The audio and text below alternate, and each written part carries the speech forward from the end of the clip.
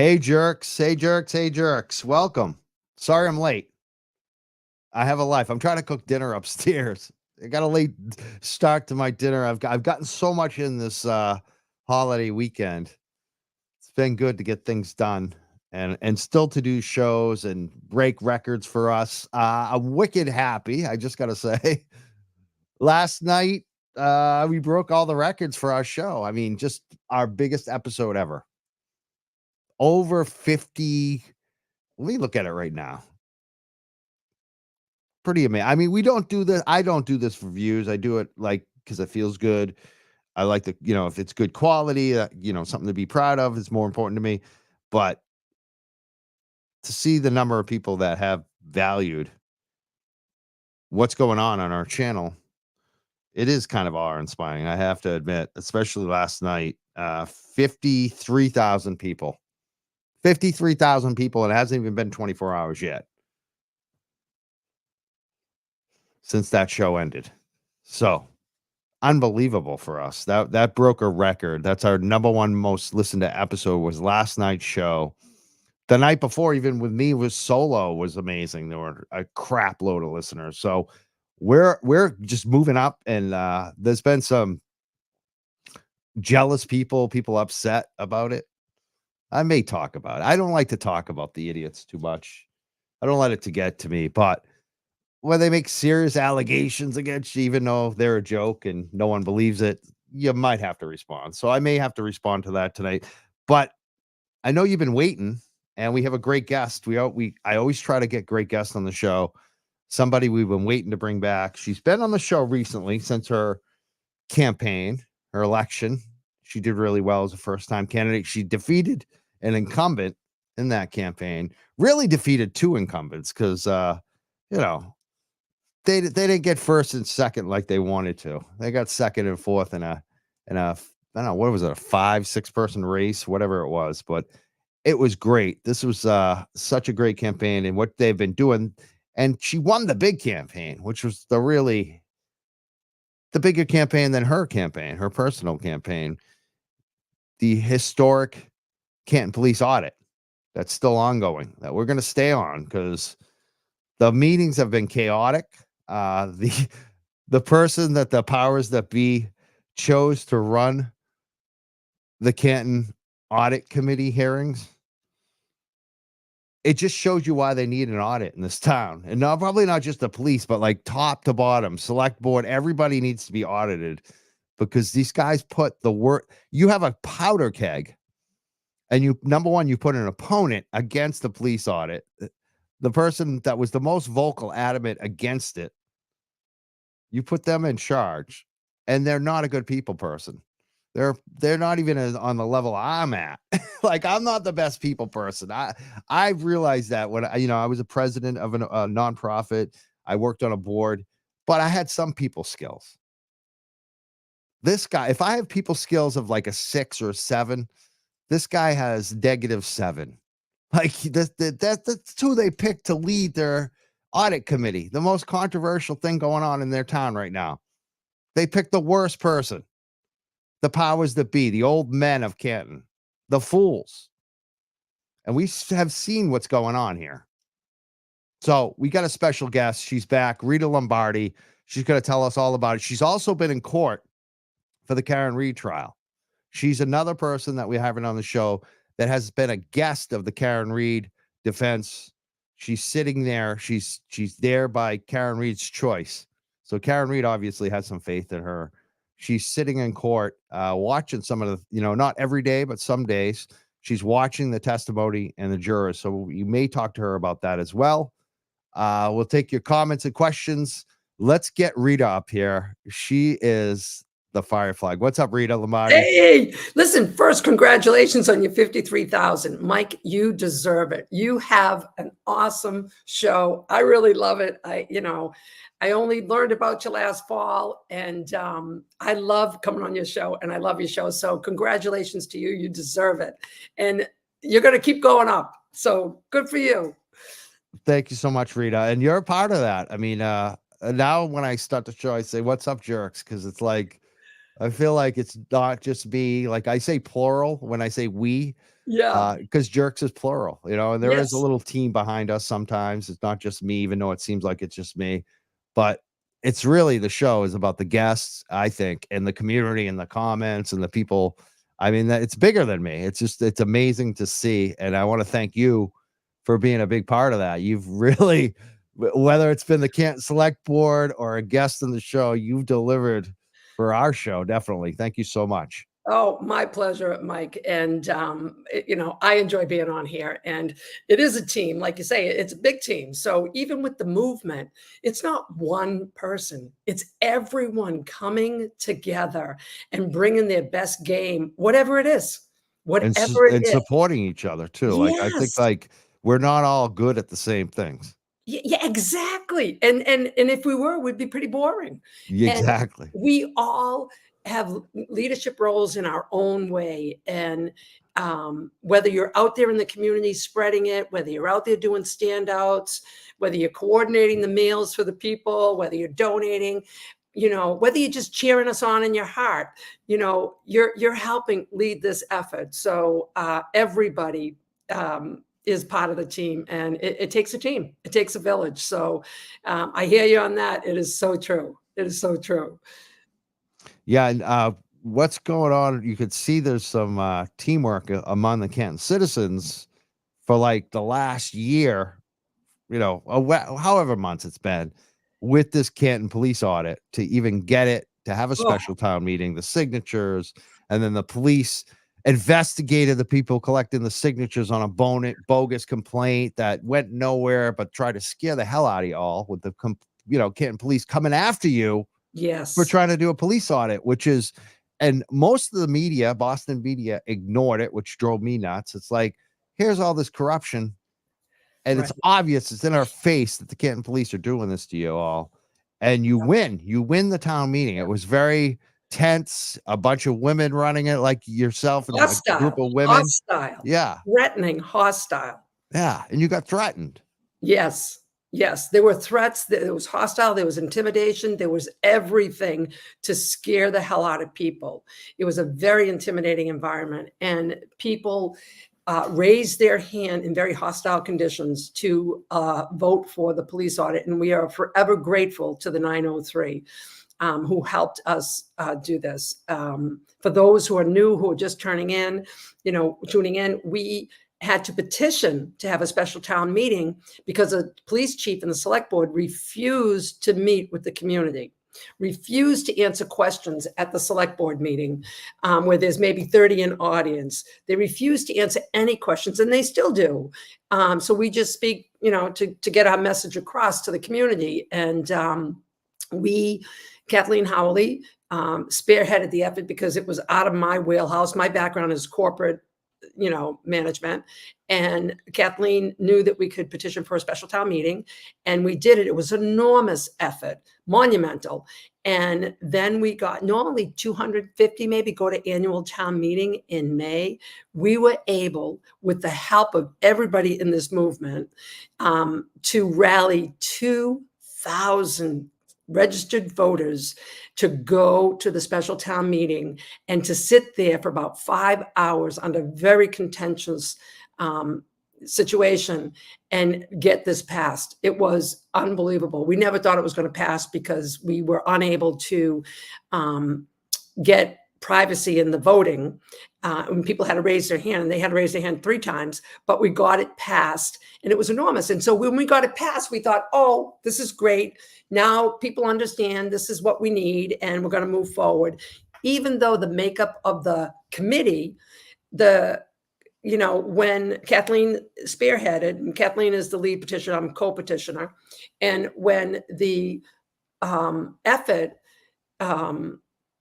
to get the committee together, we wanted 3 people on the committee from the petitioners because they knew what we needed. They knew what we wanted, and I'm speaking for myself. And the lawyer and the town director of finance said, oh, no, you can't do it that way. You have to have the procurement director or, the finance director or his designee, and 2 people from the community and 2 people from the citizens, the petitioners, the proponents of the article. And so the committee's unbalanced. So it's going to be a 3-2 vote no matter what. And so the cards were stacked against us. And we knew it. And then whenever they put Bob McCarthy as the person to spearhead it, be the designee, and he was the most vocal opponent at the special town meeting. It's just been an uphill battle to get where we are today. But I do feel that we are finally turning the corner and making some progress, but that progress needs to continue. So, we're not giving up. We're not giving up. We are going to get what the citizens of this town want, and that is an independent audit of the police force and compliance to policies and procedures. So, we have all the great policies and procedures. Great. But Right. are people they following enforce. them? Yeah, they And enforce. that's the issue. That's the key component. Now, another thing you should be really proud of too. I see the other side that voted against the police audit. The McAlbert crowd Yes. put down the vote of 903 people voting, saying it's only a certain amount of percentage of citizens, blah, blah, blah. But in that historic Canton police audit, you had 903 people come out to vote for it. And there was a lot of intimidation against it. It was the majority. You won. Yep. And the Canton select board election that came up after that, you increased turnout. The turnout went through the roof. Like, you have had such an impact. Now these politicians know they need to do much better. They can't rest on the small number of people that they were relying on to be reelected. They're going to have to actually, hopefully, start listening to the citizens. It doesn't seem like it, but I feel like you've changed the game with bringing the attention and the voters, bringing increase in public participation. And that's what we should all want in our cities and towns. Absolutely. And I'm glad you mentioned that, because what we did is we reinvented voting.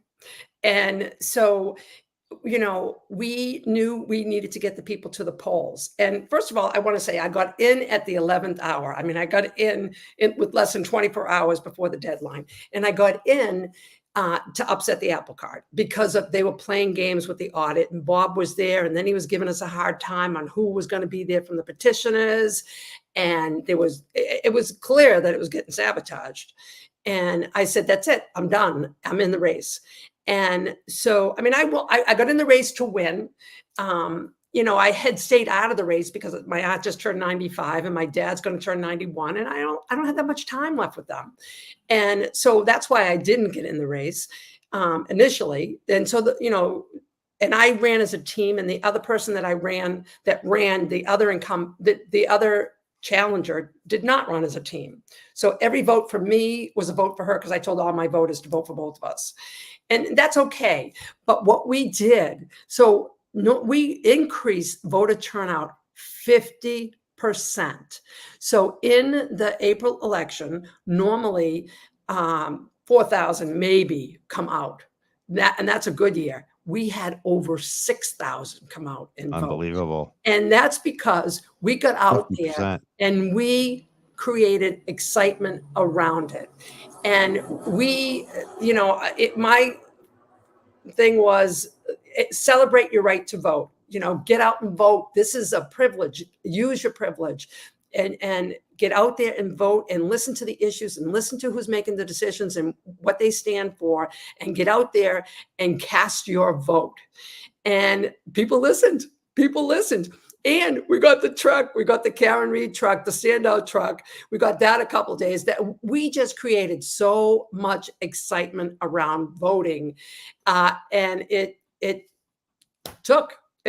And so I'm so happy. I'm so proud of everything everyone in this movement has done, and I'm going to say what we did wasn't just Canton residents. It was people from this movement who came from out of town to support the efforts.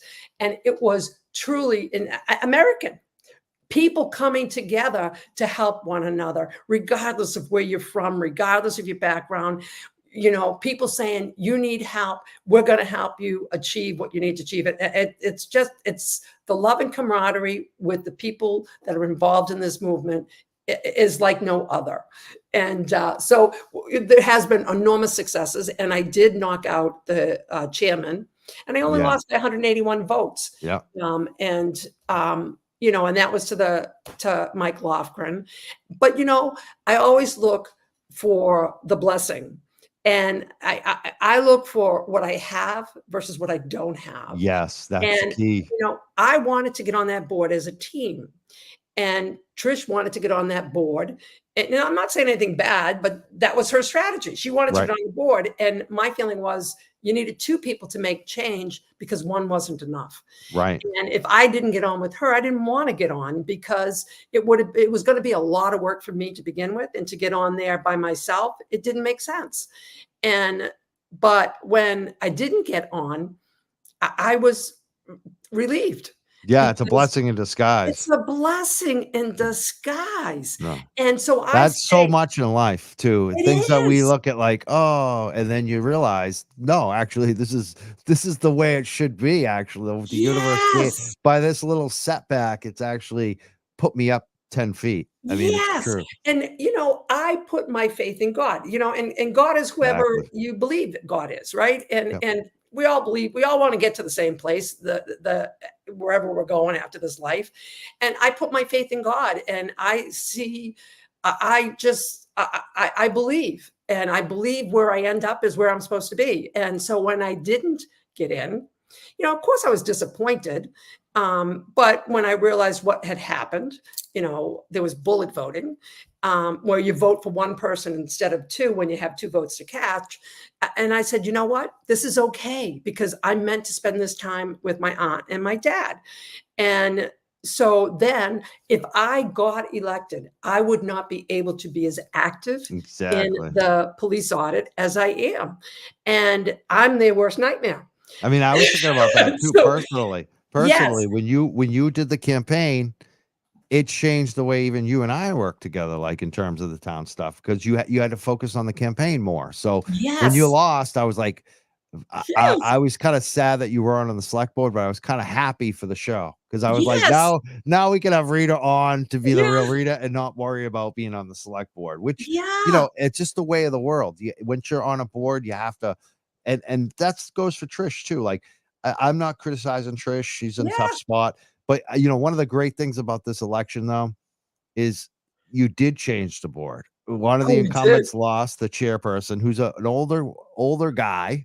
Yes, and it was replaced by a woman. Like so you changed the face of it. A woman is now back on the select board.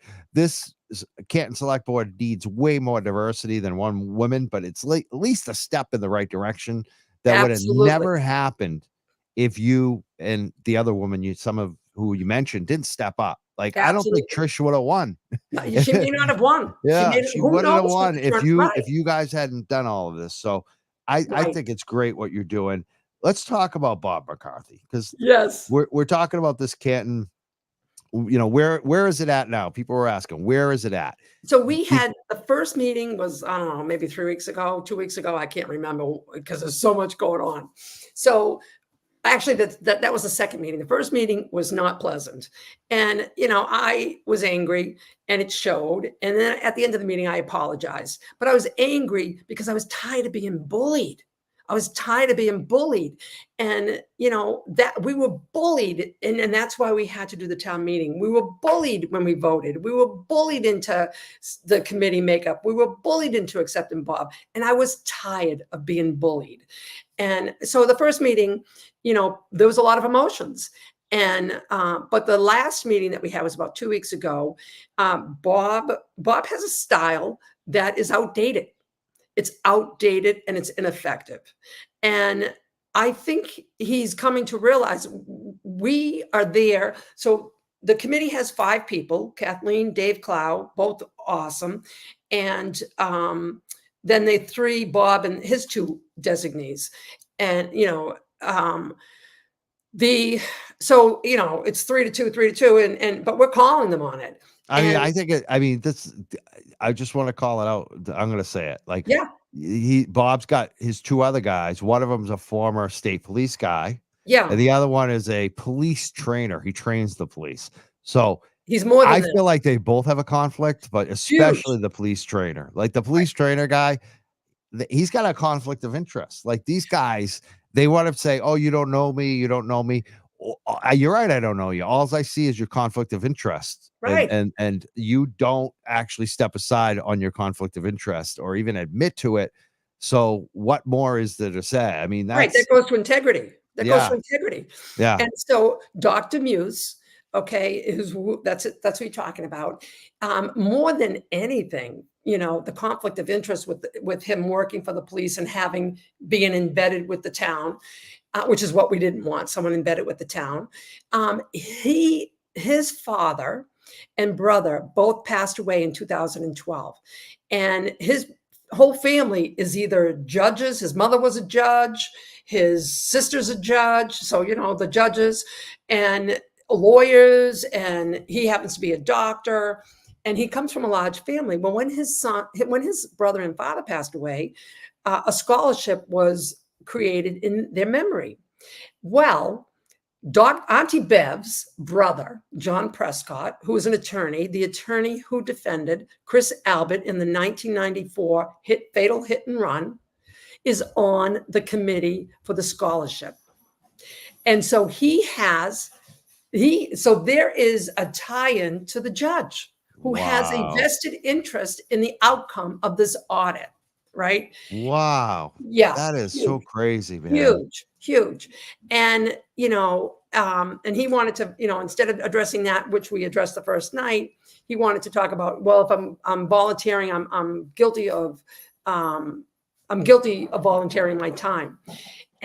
So, so that's his conflict. They both, he bought Helena Rafferty, the chief of police's family homestead from her parents.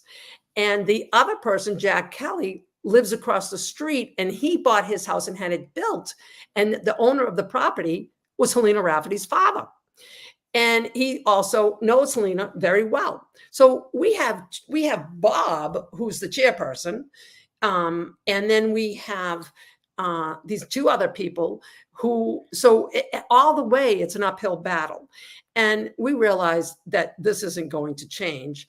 And so what we're doing is working with the cards that we have been dealt, and we are still going to get the audit in the most, in the way in which the proponents of the article wanted it, because no one knows better than Kathleen, myself, and Dave. And, so we're going to get it. And at the last meeting, if people watched, there was a turnaround. So Bob doesn't like me getting up at the mic. He always tells me to sit down. I tell him I don't like to sit down. And then people from the audience were asking questions because he wouldn't take them from the mics. Well, if you're not going to take them from the mic, people are just going to shout from the audience. And that's what they did. And people were very articulate in what they said. And Jan Chamberlain said it the best. She said, listen, you're up there representing the people, not what you want, what the people want. And so you have, and I mentioned to, you have an audience. There's like 30 people in the audience. You have people with the expertise in what I said. I said, listen, none of you five have any experience with the police audit, and neither do any of us. But together we can collaborate and figure this out and get it done. And so we did have some collaboration at the last meeting. It was tough initially, but by the end of the meeting, I do feel that there was progress, and we are going to get what the people wanted. And so we appreciate the collaboration that we experienced. Who do you think? Because let's just I actually was streaming some of the meeting, but Yeah. I thought it was only 1 hour. Yes, And then it it went went 2.5. How long did that go that night? 2.5. 2.5, yeah. Almost Because I 2.5. had Bettero waiting, and it got late, and he was like, I had him on hold. Like, this is a very expensive attorney, and I made him wait for like 30 minutes, and finally I had to cut the feed, so I didn't see the rest of it.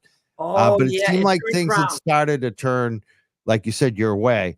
But the meeting started like both meetings started. This guy, Bob Yes. McCarthy, is basically screaming at everybody. Screaming. And he's very condescending and rude. He reminds me of like the first show I ever did was this attorney that I used to do a lot of volunteer work with in a nonprofit. Yeah. And he was like that. He used to get very mad at people. And the reason I was on the show with him, because it was almost like a father-son relationship, and I would yell back at him and we would yell at our callers. It was fun. But Yeah. he's very much like that. And someone described him as like, he's the type of guy that you want everyone to know you have a guy like that if you need him, but you don't let him lead the meeting.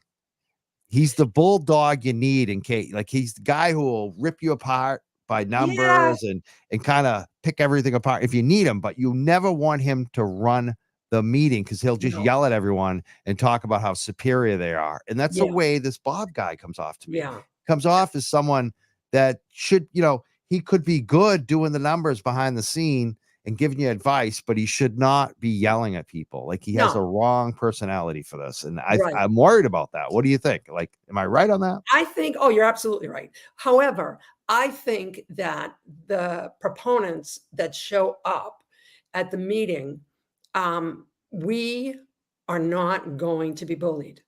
And so we are going, and that's why the meeting went 2.5 hours, because we said, when, he wanted to leave, I think he said he had to get up at 4 o'clock in the morning or something like that, or he was up at 4 o'clock. I don't know what he said, and we said, no, we'll stay. And we stayed 2.5 hours. And we hammered out the first half of the scope. And, even though, I mean, he wanted it that we would sit there quiet until the end and then do public comments. And I will give some kudos to Bob. I got to give kudos to where kudos is due, right? And first of all, we're not going away. And we're not taking no for an answer. And we're going to have our voices heard. So we can do it the easy way or the hard way. But we're not going away. And the first meeting, he allowed us to speak for a total of 20 minutes. The select board has never done that. Never. And so I give kudos to Bob for that. He did that. And then this meeting, he didn't want us to speak. But look, they don't have the expertise. And we have professional expertise, and we also have different leadership styles. And so together, we just kept participating. And I think that, I think that we can help him. We can help him see that there's more effective ways to do things. And I don't doubt for a minute that, there's a strategy in place to get the firm that those three want. I don't doubt that for a minute, but we are going to do everything we can to ensure, because it's public, you're streaming it, NBC 10 shows up, they're capturing it, they're capturing the video of it. And so everyone's watching. So, we're going to get what we need, and we just need to work together. And, coming out yet, like when Dave made enhancements to the scope, Bob's style was like he did at the special town meeting, you did this, why? And it's like, why?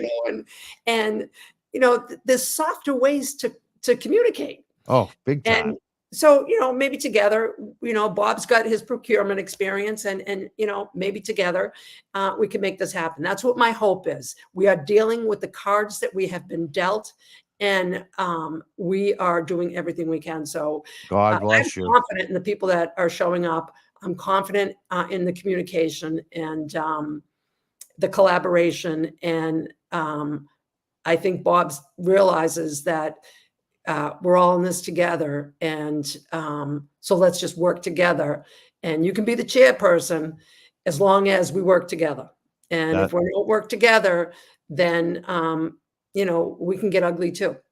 I hope that's how it turns out. I have a feeling you're right, because just I could see some compromise there, that they were Yes. very adamant, and then they started to be like, all right, like you could see Yes. it when I was watching it. So yeah, Absolutely.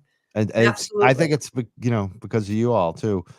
We had a question. Do you pay Betero? No, I do not pay Betero. We talked about this on the show, I think last night or maybe last time he came on. I can't afford him.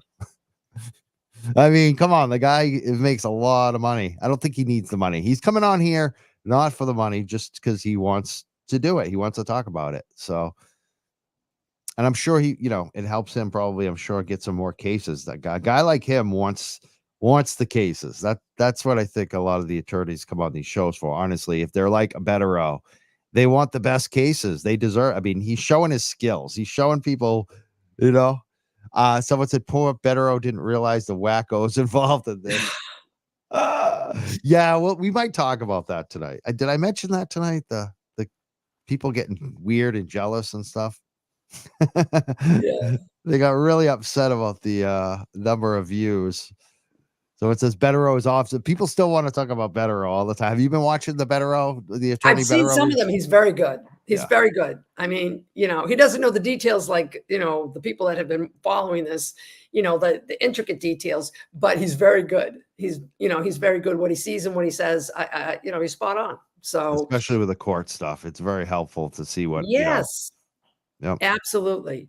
And in terms of the audit too, I mean, we can talk about that if you want. It's more than just compliance. Yeah, tell us about It's it. Like financial. what is that? Like what do you, because that's the big thing for me now. It's like, what is this audit actually going to accomplish? What can it do? What are you looking at? So the audit, the purpose of I mean, I come from the business world, right? So I just apply the business principles to the government, right? It's a strange concept, but why don't we do this? And we have politicians running everything, but with the audit, when you do an audit, you have an independent firm come in, take a look at your policies and procedures, and then this is how it's done in the business world. How it's done in the police, we're going to learn. But how it's done in the business world is, and you have an independent firm come in, they look at your policies and procedures, and then they do a random sampling of the work and you give it to them, and they follow it through to make sure that you did everything according to your policies and procedures. And then if you didn't, you get that information. So you see where you do well and you see where you need to improve. And it's prudent to do that. And businesses do it all the time without issue. I mean, nobody likes to get audited. Nobody likes you to come into your house and say, there's dust here and, whatever, but, you're better for it. And so with the police audit, we have the policies and procedures, and the police force will tell you, oh, we have the policies and procedures. And okay, but are they following them? And that's the critical component. And we know from what happens in this case and from other things that they are not. And when people do not follow the established policies and procedure, the organization, and in this case, the town, it's not just the police force, it's the town, it's the taxpayers. When the police do not follow policies and procedures and they just go rogue and do what they want, it opens up the organization, the taxpayers, to unnecessary financial exposure, whether it's legal, whether it's regulatory, whether it's operational inefficiencies, decreased morale, high turnover. All those things cost money. And safety and security issues, all those things cost money. So if people are not following policies and procedure, it's a huge red flag that something is wrong.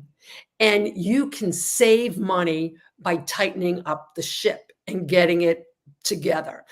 And I really think, based on what we've seen in this murder case shows us they're not following policies and procedures.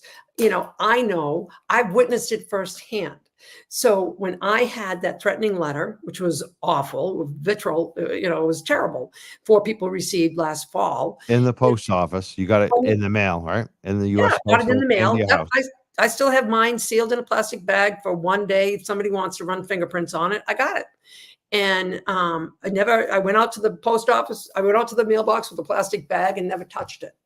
And so when I went to report that, the officer who interviewed me recorded it. We went into the interview room and he says, okay, I'm going to put on the video recorder. This is the procedure. We videotape this. Great. I said, okay, great.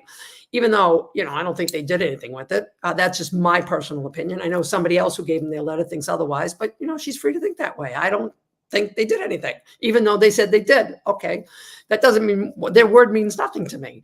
And so he did that. And then in December, when I received another threat from Cowboy 105, pizza slices, chicken palm, kind of, everybody seems to know who that Twitter account is, or believe they know who that Twitter account is. I went back into the police station with Kathleen to report it. The officer did not care.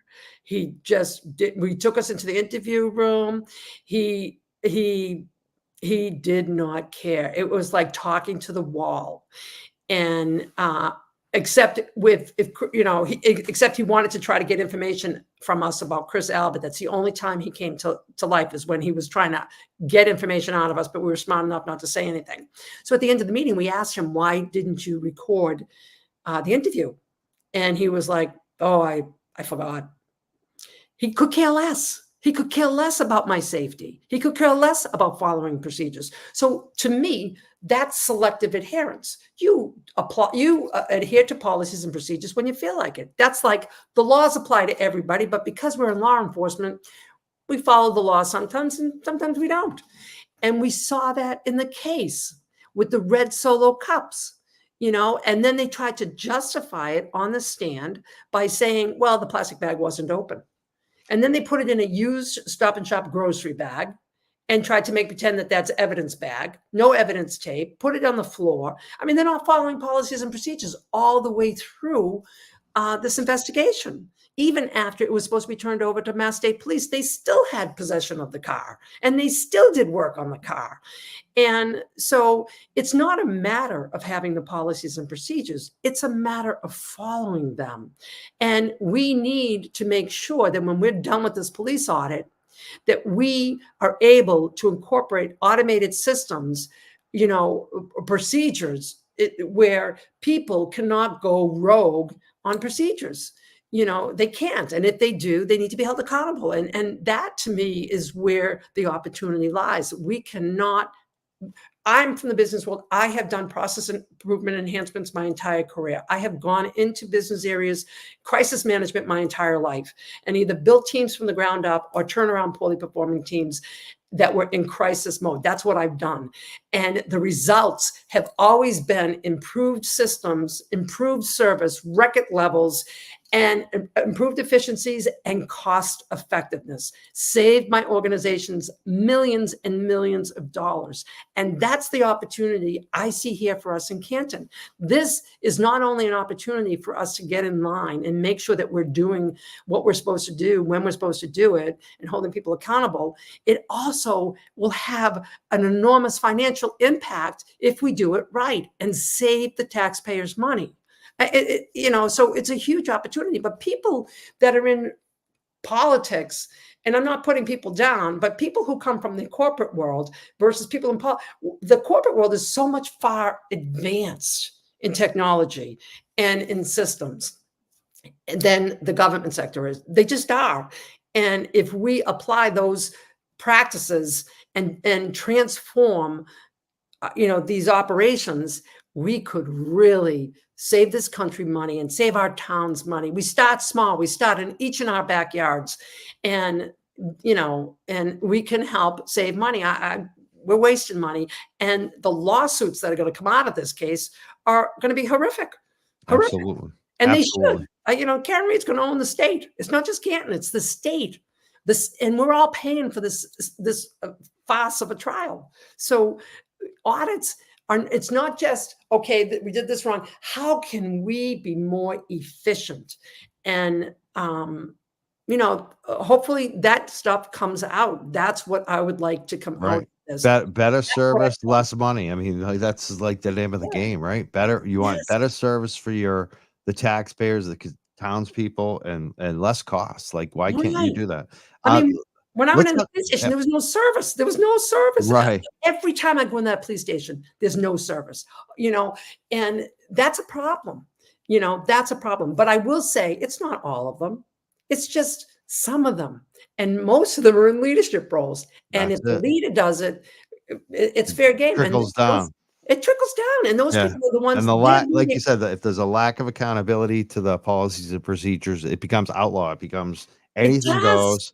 But that's what I want to ask about, because the lack of complaints, Sean Colburn's brought it up.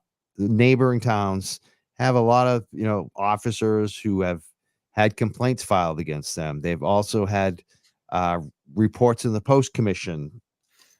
It seems like Canton covers all those up. There's been really zero. The only one that was a Canton police officer came when he was in Boston. So Yeah, so there's it's zero. really effectively been zero complaints. That's right. It's like what I said about Berkowitz. His whole Right. thing, he's a fixer. He covers up things for cops. It's so obvious. So obvious. Is that going to be looked into, and how can that be looked into? And also, another thing that comes up a lot, I think, in police corruption, and just recently in Braintree and Boston and a lot of cities and towns, LA, there's big issues out there too. Police evidence rooms are notoriously a mess, and a cause for corruption, and all kinds of shady things going on. Are they going to look into the police evidence rooms and the lack of complaints? Absolutely. And I'll speak to the police evidence room first, because that is, Kathleen and I went there. We asked to go there. And Chief Rafferty, set us up with the person who oversees that.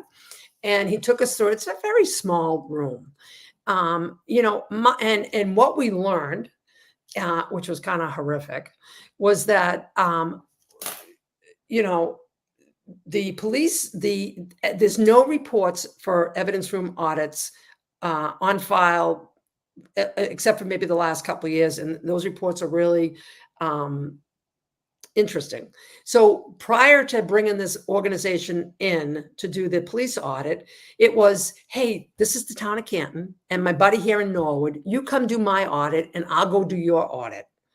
And so this is how they did the evidence audit room. Hey, come and do mine, and I'll go do yours. What kind of audit is that? Yeah, And your buddy your doing it. buddies are doing it. That's not an Cover audit. my back, you cover mine. Exactly. That's not an audit.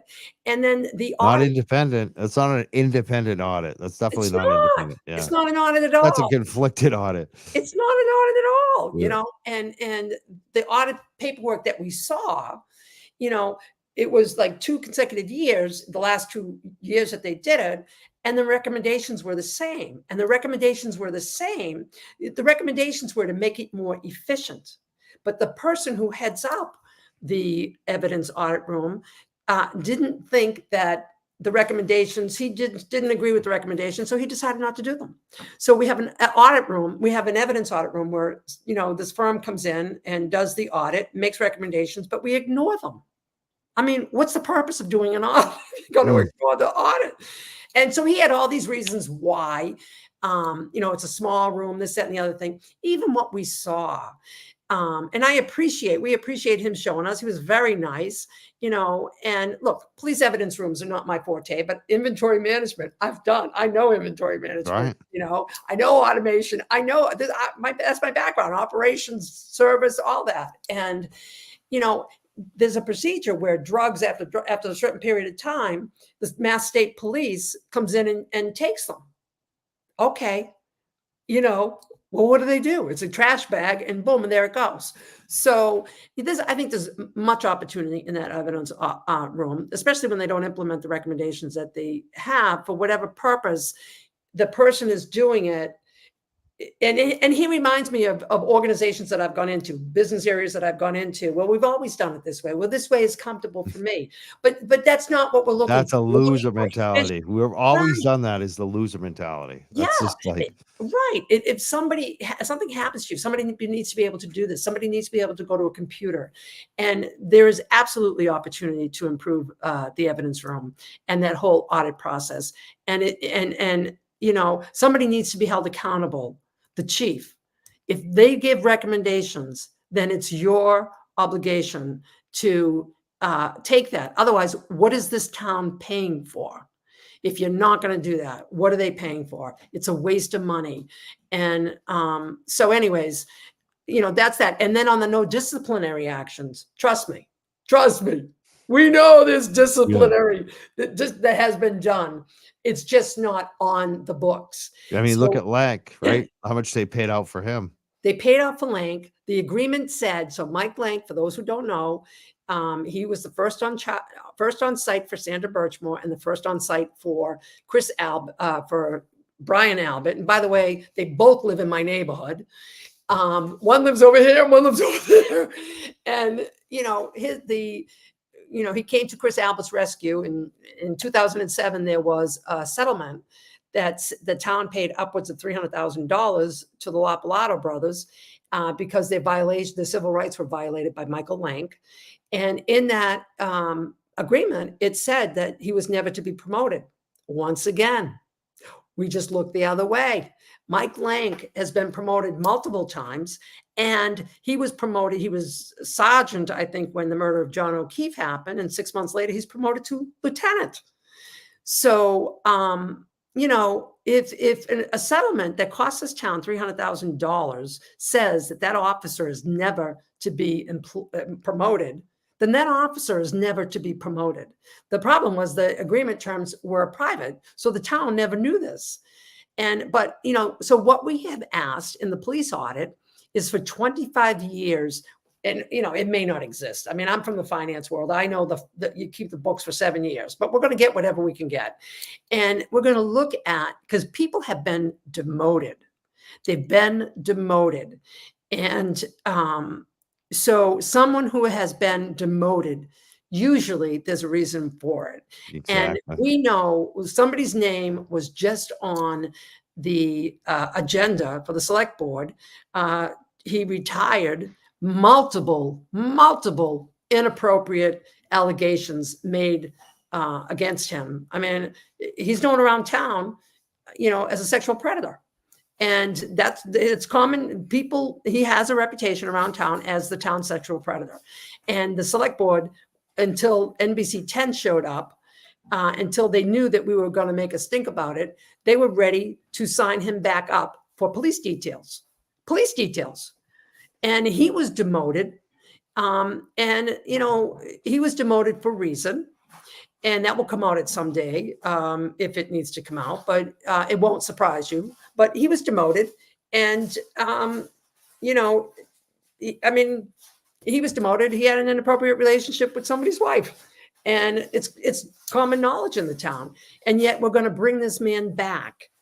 And there's much more to his history. And so what are we thinking? And I hope the select board, they canceled it from the agenda item, from the select board agenda meeting. But we are not going to allow those decisions to fly anymore. And that's what I encourage people to do. Pay attention to what's going on in your town. Pay attention. We learn a lot simply by asking questions. And I'm glad you brought that up, because there's a select board. And I just want to say to Ask Bob, I'm about to post your comment up to Ask Bob. So I know he's worried that I missed his comment. I try to get to them all. But there is a select board meeting tomorrow night at 7 p.m., right? Yes, there is. Yes. Are you going to be there, or do you think people? Yes. We're going to be broadcasting it. We're streaming it. Yes, I'm going to be there. And I looked at the agenda. I'm not sure there's much on the agenda. It looks like it might be maybe an hour meeting. It doesn't look long to me. But the select, I see Bob. Yep, you're right. TB broke the Rafferty story. He absolutely did. That was kudos to Turtle Boy. He broke that story. And, but I'm going to be at the select board meeting, and we have public comments. And I'm hoping that the select board takes a page from Bob McCarthy and doesn't confine us to 15 minutes. Bob at least gave us 20. And what happens is, in the public comments, when Mike Lofgren puts on that silly 3-minute timer, which is obnoxious, absolutely, it's adults up there with a 3-minute timer. He looks like a moron too. Yeah. Setting it like they look like little children. They really do. It's children. I mean, and they have, they might as well just put on earmuffs. Yeah, he's focused more on the clock than he is actually on the people speaking. Like, right. That is not your job, Mike. Right. That's why you almost lost to Rita, Mike. Yes. And, and he, so, when it's public comments, the mics come off, they might as well put the earplugs on, and then the timer goes. And so we are forced to read, you know what I mean? To speed read, to say it. And then after 15 minutes, we're done. And Yeah. that's not listening to the It's community. crazy, because I used to go to Cambridge. I was a Cambridge resident for years. I'd go to a lot of city council meetings. They would put a time limit on us, 2 to 3 minutes at times. But the Yeah. reason why, because there was 50 or 100 people there, and they would Yes. let every single one of them speak. Yeah. You And not doing that. Canton's not. If there was no, only 3 or 4 or 5 people for an issue, for a city council meeting, they wouldn't even have a time limit that day. Do you know what I mean? Like, yeah. other cities and towns handle a lot more public comment than 15 Yes. minutes. And Right. if you only have 5 people, you shouldn't even worry about the friggin' time limit. That's like so ridiculous. Well, they don't want to hear us. They don't want to Mm. hear us. And, but so what that does is it makes it worse. It makes, because we're like, we have to read really fast and we know they don't want to hear us, so we speak so that the audience can hear, so that the audience can hear the message because we know they're not going to do anything for us, and so I do hope, and I will say this, that since the election, John Conley has slid back into the chairman seat, and he does do a better job at managing that meeting than Tom Theodore ever did. And so, and of course, John's had 34 years in it. But I will say that, it's an improvement over Tom. And I like Tom personally. I don't know him well outside of the select board. I think he's a nice guy. I don't know him well, but I will say that it is an improvement, and what we want is improvement. And obviously, we'd like the best, but it is an improvement. And I'm hoping that they give us more time to speak and actually listen to us instead of just here it is, and throw that silly timer out the window because it's childish. It's childish, and no leader would ever do that, especially when you have a community in crisis. We are where we are because of the lack of leadership that we've had here, and we want to change that. So that's tomorrow night at 7 p.m., the Canton Select Board meeting. When is the next police audit meeting? Wednesday the 12th. Wednesday the 12th. So Yep. we'll be Wed- broadcasting that. Is that Oh 7 yeah, p.m. too? 7 p.m. Yep. Do And we I have any I idea was how long that might go? it could go 2 hours. Okay. It could go 2 hours because we did hammer out half of the scope. I'm hoping that Bob sends out the scope.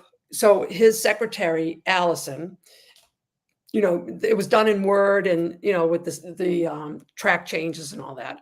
I'm hoping that she sends out to the committee the revised version of the scope, and maybe post it for the community to get it so that we can read it and refresh, but so that we can get into the second half.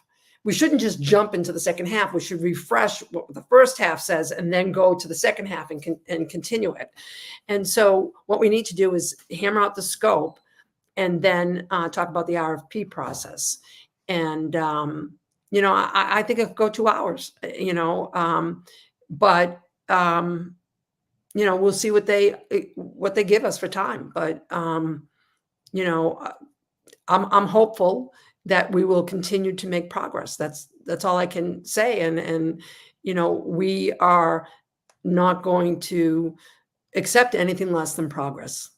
And Awesome. yeah, that's just who we Wednesday, are. June 12th. Wednesday, Yes, June 12th, Wednesday, 7 June p.m. 12th, the select board tomorrow at Looking 7. forward to it. Awesome. Questions are coming up about Rafferty. Her contract Yes, is up.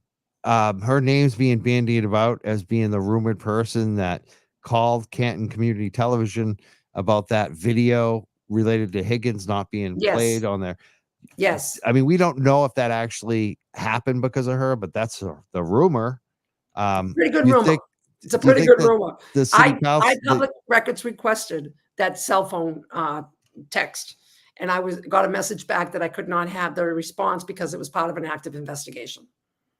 oh wow.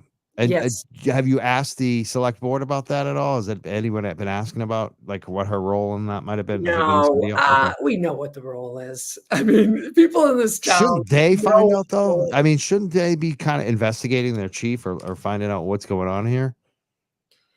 Um, well, you have Chris Albert, who's now we know son was in the house. You know, this his brother, I mean, you got all these connections. I mean, these people are lifelong um, friends and family. And, you know, and that's the problem. The police force is 82% born and raised in Canton. That's like your family being in charge of the town. I mean, you can't have that. You can't have that. And, you know, she did request that that be edited out, and it is edited out. And And now her contract is up. her Like, is contract it? is up on June 30th, yes, and I put a significant post out there today saying, "We need new leadership. Do not renew that contract." And if the select board, in their infinite wisdom, decides to renew her contract, uh, I think that they are going to have a very unhappy community, and they're gonna risk losing their seats on the board. So if they and, you know, uh, they know that this is a serious issue for this town. And we had high level ranking officials from the police department and the fire department get on that stand and look like idiots with the way they handled information and their integrity. There was no integrity. You know, that starts at the top. And, she's the head and she needs to go. Yeah. She needs to go. Her time is up. I No, don't no. know, Helena. It, This it, is not it, personal. yeah. If they decide not to renew her contract, what would they do? And what would you suggest? Like promoting from within the ranks or Oh, looking for God, no. someone Oh, God. outside of There's the only town? one person in the ranks that I've heard anything positive about, and she is the deputy chief. So I don't even know her. I've never met her. But if for whatever reason it's not her, it's got to be somebody from the outside. And, we the leadership from the top. I mean, you got Lank, you got all those people that testified. None of those people are qualified to be in the positions that they're in my opinion. None of them. From a leadership standpoint, this is not personal. This is from a leadership I standpoint. agree. I mean, I They think, do yeah. not belong. And those people testified on the stand.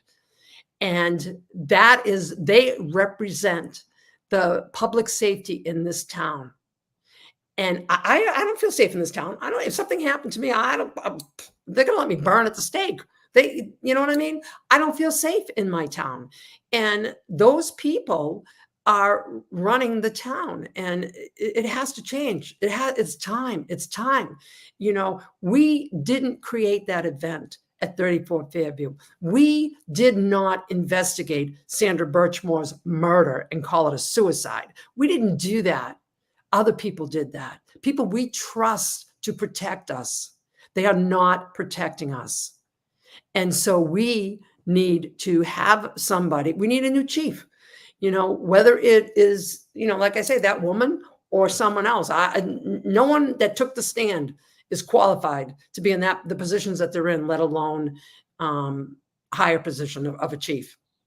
And That's let's just say too, like the woman like Rita, Kathleen, Angela, who else I could go through? The Jennifer O'Donnell. There's so many women, Elise, have stood up. that's And right. it's scary for them. So if you want to support, like especially if you live in the area, you do not have to be a Canton resident to show up at the select board meeting. You can sit there and support them silently. You're not going to be able to speak, but I would suggest, if you're in Stoughton, Brockton, wherever, and you have time, come to these meetings and support. The more people that show up, the greater numbers. There's a strength in numbers there, and Yeah. right, Rita. Yeah, and what would really help is if they have people they know in Canton, reach out to them. Get them to go in. And more people come out every single day, finding their voices. There is strength in numbers. You're absolutely right, Mike. More people are coming out. And this, I have heard Okay. I recently heard that somebody who has been a strong opponent of the police audit, I recently learned that his wife is a proponent. That's So, great. yeah. Thank God for the women out there. Yes, yes. And Praise the so, women. yes. And, and people are starting to find their voices and they're coming out. It's time. Come out. What did Glinda say? Come out wherever you are. All the Yeah. munchkins come out. It's time. Come Everybody out. needs to go It's out. time. Come out. Because Come out. yeah, the women have already done the hard work, so you need to just get out and support them. Show Yes. up. Yeah, show up or, be there and come to the Karen Reed. That's another thing. We're in Dedham. I'm going to be in Dedham tomorrow. Wear your pink and come and hang with us. We watch the Karen Reed trial, and I know that it's all part of the same thing. We're part of the Karen Reed case happened because we have police that don't follow policies and procedures. Now let's talk about Karen Reed because Yeah. that's a great segue. Because I think some people like you're so aware of it. It's funny. Like we've been having you on the show for months and months and months. We didn't kind of have to review things because there weren't so many new people. The Yeah. last month, it's just been like we got people from Norway, Ireland, Australia, New Zealand. They're new to this case, so they don't really know. They don't understand the connections on the past history. So I'm glad you brought that up already. And a couple of people like that they still don't get it. So we're letting them know. But tomorrow, Karen Reed trial starts back up on Tuesday. You're going to be there. Yes. I've noticed who some of the locals are that are sitting behind Karen Reed in the defense. There's a Yes. defense section and there's a prosecution section. Yes. And you've been there. And I'm pretty sure you know Karen Reed at this point. Oh, So, absolutely. so tell us about Karen Reed, what you know about her and her family, like personally, as your relationship Oh, with them. look, I see what everybody else sees, right? It's transparent. I mean, Karen Reed is no different. That's who Karen Reed is, who you see, who her family is, who her mom and dad are. That's Karen Reed. That's the movement. The movement embodies that spirit. And, they are wonderful people. And we are all family. Everyone that has come together in this movement is family. I can't, there's nothing like it. There's nothing like it. If somebody wants to experience love and camaraderie like never before, come join us on the sidewalk. And so Karen Reed's on. I mean, Karen Reed. No one should have gone through this. I mean, no one should be going through this, but she's going through this with so much love and support, and we're not leaving, and we're staying with her all the way. And she's a wonderful human being, and I feel that so much good is going to come out of this, even though right now, she's been through a lot. I believe that so much good is going to come out of this. And John O'Keefe did not die in vain. And he will be memorialized for years to come. He is. I didn't know John. I didn't know any of these people. I didn't know any of the people in the movement. We're just random citizens that came together and said, "This is not right," and we're not going to sit down and be quiet. And I couldn't sit and be quiet. I couldn't. I said, "No, I have what it takes to help this woman. I have to speak up, even at personal sacrifice." And so many people, that's what people don't understand. There's so many stories within the story. People in Canton that have spoken up at great sacrifice. And, it has divided the families. It has divided friendships. We may never reconnect with some of our loved ones over this case. But we're on the right side of truth. We're on the right side of justice. And I have so many beautiful people in my life. that stand for what I stand for. So, but back to Karen in the courtroom, in the jury. You want me to talk about the jury? Yes. You Yeah. want to know Tell us about the about the jury? jury. Okay. So the jury, I'm thrilled. Karen had a say in every person that's on that jury. She is brilliant. And when you see Karen on TV and when you see her in the courtroom, she's part of the defense team. Yeah, She's I've been noting that, like, oh watching that. I mean, she's actually, like, there are times when Yannetti or Jackson are, like, big into the cross, and it's all of a sudden Karen's, like, grabbing a piece of paper and giving it to them, like, "There's your yes, next question out of yes, the book." Like, going yes, through all the pages and be like, "This is the one. Ask this yes. one." Like, she's, like, that involved. Oh, because she's brilliant. Yeah. She's brilliant. And who knows everything better than she does? She I knows mean, it. that's what I said, like, like I've been saying on the show, like, the 4 of them.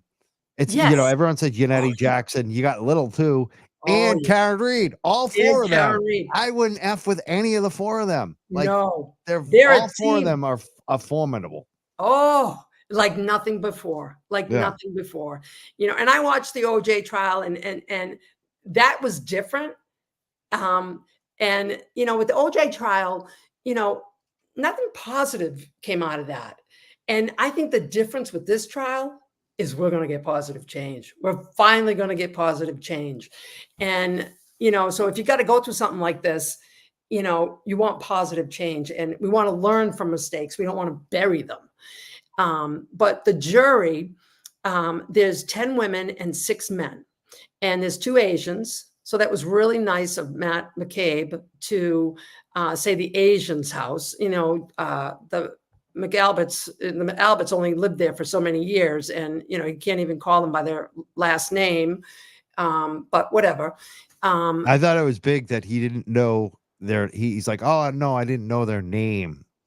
Yeah, of course. Didn't Yeah. wanna know their name, Didn't but want had to a know their nickname name. for them but had a nickname for them. Exactly. That Exactly. says it all right there. Oh, it says it all.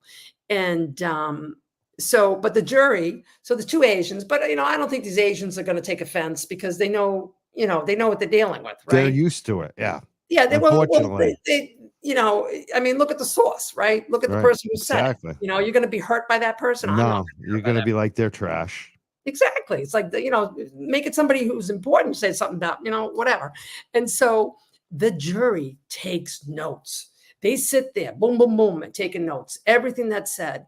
And when Lally speaks, the jury is like, they got the toothpicks in the eyes. They're trying to pay attention. They look at the witness. But then when, the defense team speaks, they're on the edge of their seats. They're on the edge of the seats and they're watching because that's where the truth is coming out. And Yannetti said, wait for us. You'll be glad you did. I think that's what he said. You'll be glad you did. And they're waiting and they know that every witness that they put up is going to get decimated by the defense. And so, so in the courtroom, you have to sit there, it's kind of uncomfortable a little bit, but, you get used to it because there's little wooden benches. It is small and quaint. I think that is to Karen's advantage because the jury gets front row seats to those witnesses and the jury can smell them sweat. so, and so the jury sees, and that's to her advantage. And I always only wanted what was best for Karen. And I know some people are disappointed. It's not a bigger courtroom and people want to get in the courtroom. Look at what you have, not what you don't have. And, we have so much fun on the sidewalk cheering her on. And so when you're in the courtroom, you have to sit there, stone faced. You can't talk. And of course, everybody knows they have a hard time not talking. And so, but I do my best. And, so it's, and you see everything. So, but that jury, there's no question in my mind that jury is listening, doing their due diligence. And I've said from the beginning, I don't know how this is going to go all the way to the end because at the prosecution has to, usually the prosecution puts on a case and you got a strong case and then the defense goes and chisels at it. Well, the defense has decimated the prosecution's case.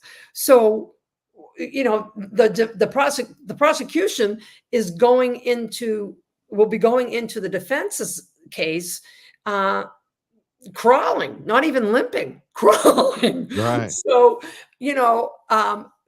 but I don't expect this judge to do a direct verdict. I think that's called a direct verdict, which is when the judge can say the prosecution hasn't proven beyond a reasonable doubt, so the case doesn't go on. She's not going to do that. Yeah. She knows these people. She's not going to do that. So when the defense goes on, it is going to be exciting. I can hardly wait. I know, right? I can hardly wait. I can't wait till they call Berkowitz. I can't wait till Berkowitz comes out. But let's witnesses that you saw. People want to know who have you been in the courtroom for the testimony? Oh God, I was in the courtroom. I saw a lot of the officers. I saw Colin Albert. How did the jury act when Colin was on the stand? Oh, did you see any none sympathy? of them incredible. No sympathy for him? No. Well, first of all, the jury makes sure that they don't show expressions. Although I did hear when Jen McCabe said her, what was being Jen McCabe, with who was it, Yannetti or Jackson? Jackson, I think it was. It was Jackson that crossed her. Yes, he did. Yeah, and when she was being curt and everything, the jury was they jolted. They were like, "What?" They couldn't believe that. Somebody does something and it's rude and disrespectful. You go, "Oh my God," And so in that case, I think there were like 3 to 5 of them that were impulsively responded to her rudeness. But I heard that someone that was in the courtroom at that time said that it was an air of evil in that room when she was on there. And the jurors were paying attention to her, as they should. And, as they should. And, when you were there for Colin, how did they look at him? They were just like straight face, just listening? Very non-expressive and taking notes and sitting there listening to him. I mean, so people that are watching the case, we watch the case outside. We are front and center. People say, "Oh, I'm not in the courtroom. I want to get a seat," or whatever. We're out there. We have a seat. And we're watching it and we're cheering her on from the outside. And so the jury, what was your question about Colin? How do they jury react to Colin? They're very professional. And I want to say this, the jury is a mature jury. And what I mean by that is, they've been around. They're not like 22-year-olds or, 29-year-old. I mean, there might be somebody there, but these are people that have experienced life. And that's good. And I do believe that they are, most of them have professional occupations. So, and so, they know what they need to do. And I believe that they are doing it. And I believe, I believe that this case is not going to take long for the jury to come to a decision. I really don't. And, like I said from the beginning, for me, I'd be humiliated if I was on the prosecution. I mean, I don't think Alan Lally can get any worse. I mean, I shouldn't say that because every day he does. Yeah. So, and the other day when Alan Jackson was cross-examining Brian Higgins, who Karen ghosted, right? Lally was standing to object before Alan even asked a question. Yeah. Asked a question. That's unbelievable. Sit down. Even Bev told him to sit down. She had to tell him to sit down because Jackson called it out. Let him and finish the question. Higgins wanted to make Karen. Higgins was very instrumental in this cover-up. Very instrumental. That came out the other day. Oh, yeah. She ghosted him and his ego couldn't take it. Exactly. That's what he sounded like a 13-year-old boy. Like, I was like, "Are you kidding me, Yes, dude?" Like, you all of just them can't are. admit that a woman wasn't into you. Like, Yes, really? Like, you can't right. I mean, I get it, no, in front of the guys, you don't wanna say that kinda stuff, "Oh, we're Yeah, all great with women," but come on. To yeah, yourself? right. You're an And adult. Not everybody wants your ass. Like, that just right, they even Tom Cruise or whoever you pick, like Brad Pitt, like, even they get turned down by women. Like, you know what I right, mean? Like, it's just come on. right. It's like, And give me a break. right. And, look, I don't know what happened. All I know is what was testified to, right? And who hasn't been in that situation that she was in? Who hasn't been in a relationship where you felt rejected by the person that you love? You know, and the testimony of the sisters, especially the one who John hugged, she was quite rough around the edges. But Yeah, she reminded me of someone who wanted to be a star. I felt yeah, like she was like, "I told that B off, and I'm right. gonna be in this documentary movie now because Yeah, I told the B off," and, like, that's what it felt like to me is like she thought she was gonna be in like, a Netflix series or something. yeah, Like, I was and just like, "Wow." Like, right, it's and then very she says strange. right, and then she says, "Karen sucks." It's like, okay, Yeah, what does that mean? You know? yeah, And the way she described John, it sounded to me like John was quite intoxicated, yeah. right?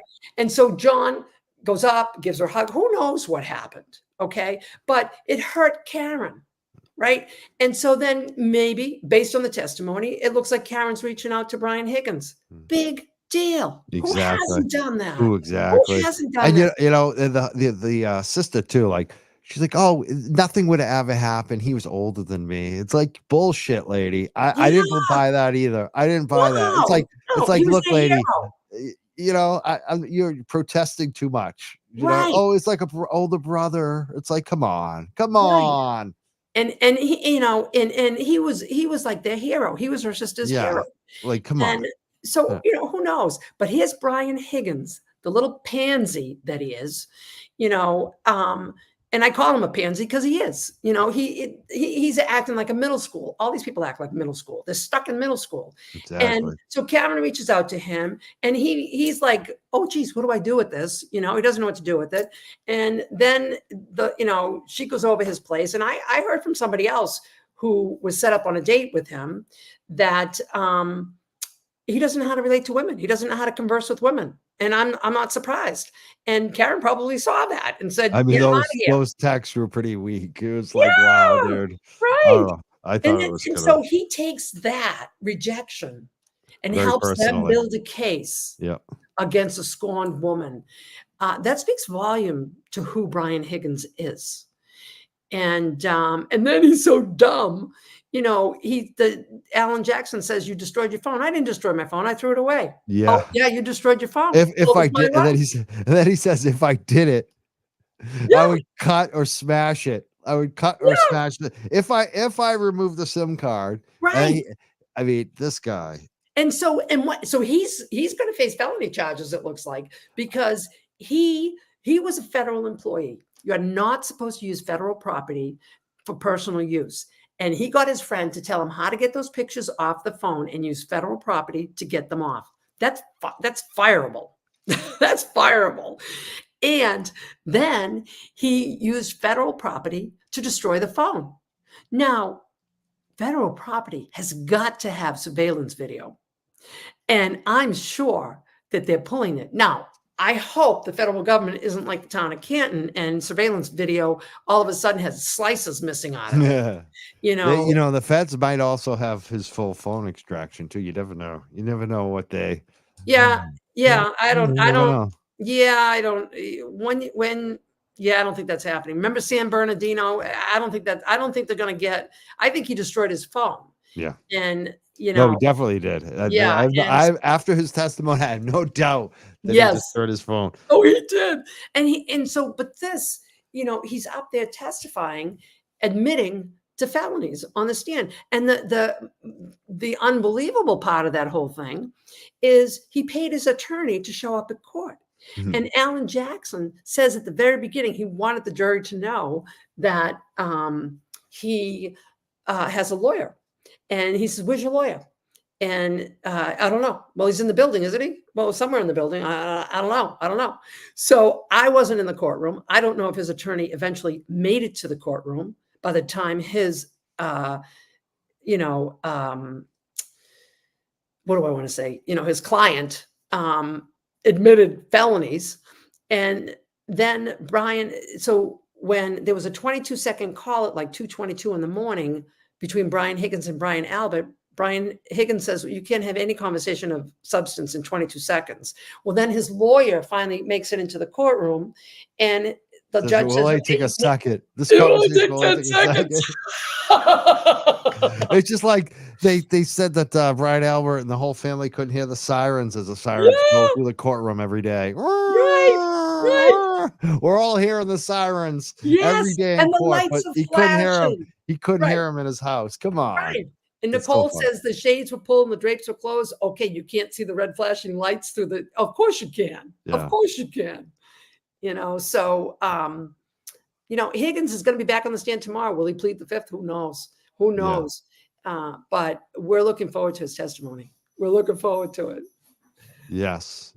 My moderator, MJ, thank you, MJ. She's asking for my email. I think I'm going to give you my email address, MJ. And if anyone has a real tip, you can forward it to them, because last night I put it up and I just got too many emails. Too many emails of stuff I've already seen. You know what I mean? It's like when I Yeah. got 50, 60 emails in one night, it's just too much. I can't deal with it. And especially almost every single one was that Berkey video that I've already seen. It's like, that's Oh, not yeah. what I was looking for. So I'm gonna give you the email later, MJ, and we can, if someone needs the email, we'll do it that way. And I do know if people are giving you tips, I do know that Karen has what she needs, you know. You know, because you know the part of me always wants to help. I know she has what she needs. The case is going, and she has what she needs. And you know, so I mean, these guys have it. They you know, Yeah. this, I think it's amazing. They've oh, gotten so much information that we've heard about, and then it's in court. They're like, oh, now it's confirmed. They're asking it in court.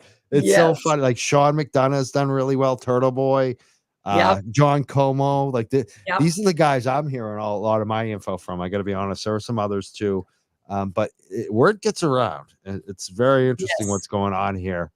And that's the power of the group, of having so many people yes, supporting, is the yes, information, not just the fundraising, but also the right, information. One of the things that has come up, and I think it's just a crazy rumor, and I'm trying to put it down because I don't believe it's true, but I got to ask it. People keep saying that the feds are in the court. Have you seen any signs that the feds are in the court or sitting there? Well, I'm going to tell you this story. You know, there's not that many people in the courtroom, Exactly. right? I mean, you got 10 for the family, you have 10 for each family. So there's you got your 20, you got your 16 for the jury, you got the defense, and you got, you know, so you know the key players, and then you have maybe 8 for the press. So it's not like you can have a lot of Fed presence in there. However, next to Karen's family, her section, there's a section for employees. So sometimes somebody will come in and sit there, whether they're an employee or whether there's someone special who just comes in for a little bit. More often than not, there's nobody sitting there, but sometimes somebody will come in. But I will tell you this, the feds are there, undercovers are there, they're all there. And you know, and when it was discussed, I think at the last hearing in the larger court, and I stepped out when there was a sidebar. I said, oh, I want to go see the smaller court. I wanted to visualize it. I'm a visual person. I said, I want to go see what it looks like.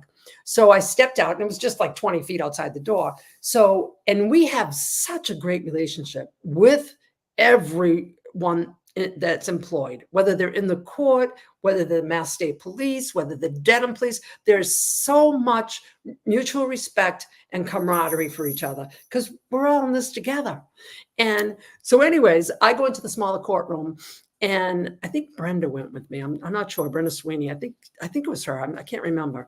And I go, let's go check out. I want to go check out the room. She goes, okay, I want to go with you. I said, okay. So we go check out the room, and nobody's in there. And one of the clerks came in with us, because we're in a courtroom and probably not supposed to be in there. And very nice. And we said, wow, okay. And okay, who's going to go here? Who's going to go there? And, just chit chatting. And all of a sudden, so we're there about 5 minutes and we're having a great conversation talking about the courtroom. The next thing I know, this guy, and I'm sure he was the feds. And so he comes in with another guy with suits, right? He comes in with suits and we're standing by the door, and we're just being very pleasant, looking at the room, checking it out. And he comes into the room with this other guy standing beside him. And he looks at me in the face, right, with a suit on. And he looks at me and he smiles in my face. So I'm like, all right, I guess it's my time to leave. And so I said, all right, thank you for the tour. And I stepped out. And Brenda and I were laughing because it was clear he was somebody. And he was telling me he was a Men in Black. The Men in Black. And the way he looked at me, but he didn't come in like a bully. You know what I mean? Yeah. He came in and he looked at me and he gave me that smile as if to say, it's time for you to go. Yeah. So, you think he knew who you are too? Oh yeah, they know who I am. And, I don't think people know who I am. I wonder if the feds are watching our shows too. Like, they're watching. Yeah. Oh, the feds are all over this. The feds are all over this. They absolutely are. And, and like I say, we have an unbelievable relationship. A wife of a Dedham police officer posted today. Dedham is where the court is for those who don't know. It's the next town over from Canton. And her husband is a Dedham police officer who is on duty to make sure that, there's no issues. And we are totally the opposite of what they expected. They were given riot gear. They were given this, that, and the other. And we are just happy, friendly people. And very hospitable. We have lunch. People donate all the time. We have lunches. People donate water, whatever. And we're out there supporting Karen. And the camaraderie with the police is unbelievable. And I think they thought it was going to be an anti-police movement. This isn't anti-police. This is pro-police. Let's support the good police. Let's get the structure in place so the good police can thrive. And the bad police, let's get them out. Exactly. Let's get them out. Because, I always hear from the good cops that they never get promoted. Yeah. That they get moved out of the career. Or they stay at the bottom level, or they get kicked out of the career because they're too honest. Yes. And the good ones say, I'm not playing in this pool. Yeah. And the bad ones move up. They become chief. They become the colonel. They become, whoever. Look at Mike Lank. He's a perfect example. He keeps moving up, doesn't he? He keeps moving up. And that is wrong. And again, I don't know Mike Lank. Yeah, I'm not going to say Mike Lank's a bad guy or anything, but that incident, I mean, if I did that at my workplace, I would have got fired. That's the bottom line. And I'm not saying everyone who gets fired is a bad person, but that's what we're dealing with. I'm not trying to attack Mike Lang, but if someone did what he did at a workplace anywhere else, they would have got fired. $300,000. Yeah. You cost your company $300,000, you're getting fired. Right. You're not getting promoted twice. Exactly. Oh, I'm sure he got with a pension twice. Yeah. But twice is what we know. And, he just, that it shouldn't be. It shouldn't be. He should have been fired. And Chief Rafferty said, well, the insurance company paid it. Well, you know what happens when you have claims with your insurance? Your premiums go up. Yeah. So no, the insurance company become uninsurable. Right. I mean, if I had too many claims against I've never had a claim on my insurance for dog walking. Thank God, never had an incident. Yeah. But I know what happens if you get one or two of them. They get rid of you. You have no insurance. Right. The car insurance. Perfect example. Your premiums go up. Yeah. And that's one they can't cancel. Like, I think actually you can if you have too. I've heard some people have issues if they had too many DUIs. Yeah. But for the most part, car insurance can't cancel you. But some insurance can actually even just say, no, you're too risky. Exactly. But your premiums are going up. Yeah. And they definitely are going up. They are going up. Yeah. And Canton may be one of those towns where they say, you know what, you're uninsurable. You're so out of control. We can't insure you anymore. The risk is just too high. Yeah. We need to transform our town. We need Yeah. to. We need to Yeah. transform it. And after hearing the fire department lieutenant up on that stand and his employee up on that stand, Katie McLaughlin up on that stand, he knows what she said isn't true. And he knows some of the things he said weren't true. And, he's been in that town 30 years. Don't tell me you don't know where Brian Albert lives. It's your job to know where Brian Albert lives. You're the fire department. I mean, come on, give me a break. Yeah. So we need, people say reform. Reform is such a negative word. And in business, we say transform. We transform it, transformation projects. We transform a business area. We need to Or transform. improve, or how about just Right. a Make basic word, them improve. better. We just gotta make Make it them better. better. Make it a little better every year. Right. It's like Make we're it trying to better. make the schools better. We're trying to it's just I don't get why people get such pushback on the police, Yeah, improve. I think it's that's it. We gotta stop saying reform, it's police improvement. it is. It's transformation is what it Yeah, is. Let's yeah. transform it to Transform it. the Yeah, 21st century. You know what yeah. I mean? That's what it is. Bring the standards Better up. professional standards. Make sure that Right. you're enforcing the policies. That's a big one. Like you said, It's I huge. see this in cannabis, the corporate culture there, because it was Yeah. startup and it's get rich quick. They all got and they're highly regulated. So they all got the they all got the policies. They all got the good policies and procedures. But Yeah. when you look into it, none of them were enforcing it. That's why people were Yes. dying on the job. And the regulators weren't either. They were asleep at the switch. So it's a similar situation here. It's like they're not doing what they're supposed to, and no one's overseeing it except for you, except for the women of Canton, like Right. Rita, who have stood up for this. So thank God for you. You're wearing pink tonight. I see you every time. Is it all pink all the time now? All the pink, all the time. Although tomorrow, I think I'm gonna wear my Bang Bang shirt just for a laugh. Are you gonna be able to get in court with it? No, you're not gonna go in court tomorrow? Tomorrow, I'm not in court, no. Okay. And, but I do wanna get in court when the defense gets up. I do wanna get in court then, but no, because, people wanna get in and I'm okay. I say, "Listen, I'm either on the outside or the inside. Yeah, I'm it's a there." rotation. Different people It's a go in on different rotation, days. Yeah. and it works, and look, at the end of the day, it's not about me. It's I know about people them. getting this is a weird thing too. I've noticed some people are getting jealous about who gets in the court and who Yeah, doesn't. And I'm not talking about TB, he's in the court. I'm talking about other people that just, it just yeah, people need to calm down about right, the and jealousy and especially when it's like people you should be supporting. Like it's one thing exactly. if you're a Grant Smith Ellis jealous that I got 55,000 last night. I Yeah, get that. That's understandable. Grant is a loser. But when right, it's your own movement, people need to just calm down on that shit. Like, and if I I'm could not just in say court. I'm never gonna be right, in court for Karen Reed. I'm not jealous. People shouldn't get jealous. It's ridiculous. Stop it's being re petty. people need to get over it, and let me just say this, if you wanna have a seat in the court, you can. Come to the sidewalk with us. We are in court just outside, and we are watching that trial every second it's on. And what we can do outside that we can't do inside is cheer on Karen and her team. And you can experience so much love, so much excitement, you know, an incredible feeling that you've never felt before. If you want to get in the courtroom, come to the sidewalk. You'll be in the courtroom. Yes. That's it. And that's the courtroom. And, there's only 10 seats, and the family and close friends get most of them. And there's just a few seats. And you know what? Sometimes when you want something, it doesn't happen. And sometimes when you're not looking for it, you get what you need. And, Bingo. I love it. and if you know what I mean? Isn't that Yeah, a it's true. song? It's a It song. is. You It's a get what you song. But need. yeah, I you think know, that's life a lot too. yeah, you want to be in the court, you want to experience it. History is happening on that sidewalk. Yeah. What And different? That's the it thing for is. me. I like for me, I'm working so much, it's hard for me to get down there. But that's all I want. I want to get on that sidewalk once. Like I don't give Right, a shit about getting in that court. Honestly, I right. want to just see the people who've been on that sidewalk if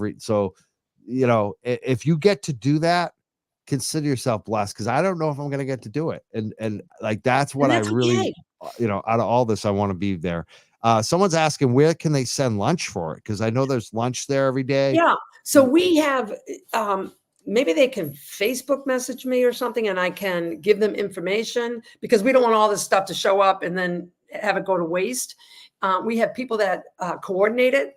And if they Facebook message me, then I will get with the person and we'll figure out a way. We'll figure out some communication, but we would love it.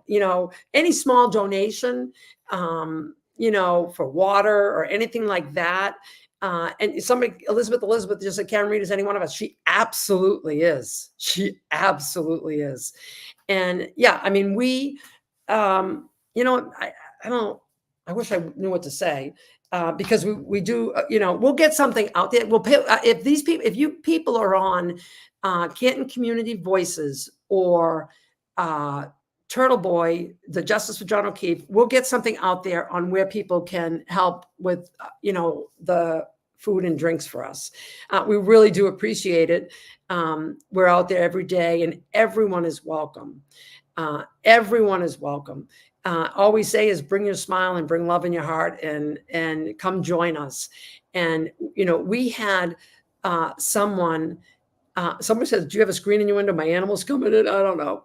But anyways, and we had, I just want to speak to the relationship we have with the Mass State Police. We had someone the other day who showed up, and people come all the time and they are welcomed with open arms. Everyone is welcome, and we welcome them with hugs and everything. And someone did come from Maine the other day. So if they're listening, I'm sorry. I know they wanted to meet me, but I was watching Brian Higgins and I was told they were going to be there all day. And then when I turned around, they were gone. So hopefully they'll come back. But people are welcome, to come in there. We did have somebody come in the other day. He came in on this big blue Holly and he parked in the driveway, and he was asked 6 times very nicely to move that Harley because they were coming out for lunch. And first of all, we can't park in that driveway. It's a church church driveway. And he wouldn't move his vehicle. And then I nicely said, after this is like the 6th effort to try to get him to move, I said, listen, Cameron only has 45 minutes for lunch today. They're getting cut 15 minutes. They cannot have any time for you to try to move this vehicle. We need you to move this vehicle now. He still refused to move it. And he said, I'll push it over. They can get by. And we knew he didn't belong with us. And he's eating our lunch, right? He's sitting there eating the lunch. And we didn't care. But, if you're going to eat with us, then, respect what we ask you, respect the boundaries. And so then we knew something was up. And, so I went and notified Mike, the head Mass State Police of security there. And some other people went over and notified the state police on the bikes, and boom, they took action. And they are there to protect us. And they did. And, and then I heard, when the guy was leaving, he was arrogant and he fell off his bike, his big Harley, he fell off his bike. And then they made him sit for about 5 minutes. And yeah, Scott said he dumped the bike. And, so you get what you give. And then he had to sit there.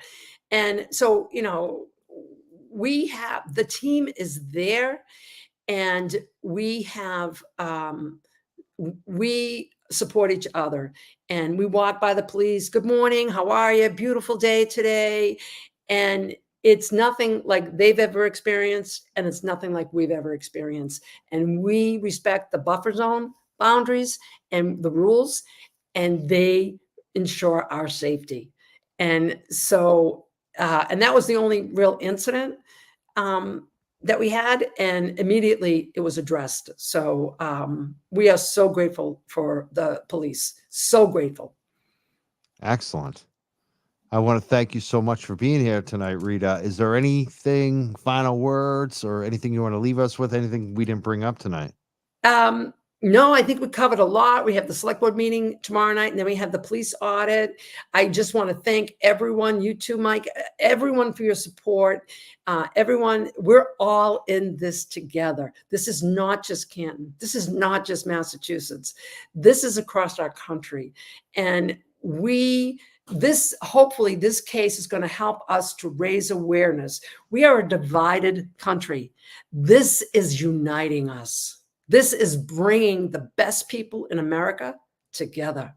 And we don't care what the political affiliation is. Nobody even talks about it. We don't care. What we care is for what is right. So, I thank everybody for your support.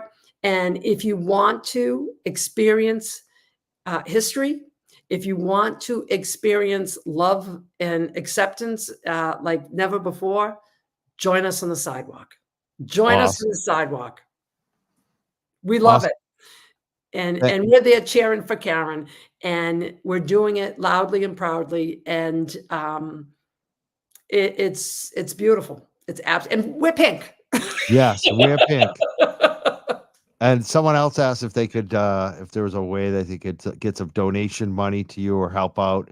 You know what I'm gonna do is I'm gonna post my Facebook up in the super chat.